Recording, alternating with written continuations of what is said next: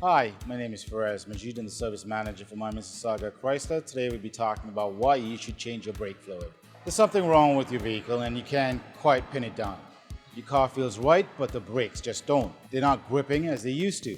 At My Mississauga Chrysler, we would suspect that you have a brake fluid problem and need to get it checked out as soon as possible.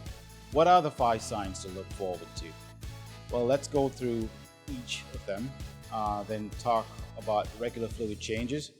The first indication is the ABS light. If this comes on, there is something wrong with the braking system. Next, problems with the brake pedal. Because of how the fluid works, if you don't have the right amount of brake fluid, or if you have old fluid, your brake pedal will become stiff. Third, you hear strange noises. This would happen upon brake application. As soon as noises are heard, take your vehicle to the mechanic. Fourth, the brake pads aren't working as designed.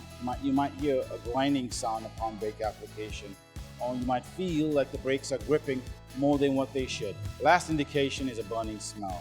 If you ever have a burning smell, it's always best to go to the mechanic immediately. How often must you change your brake fluid will depend on the vehicle and year.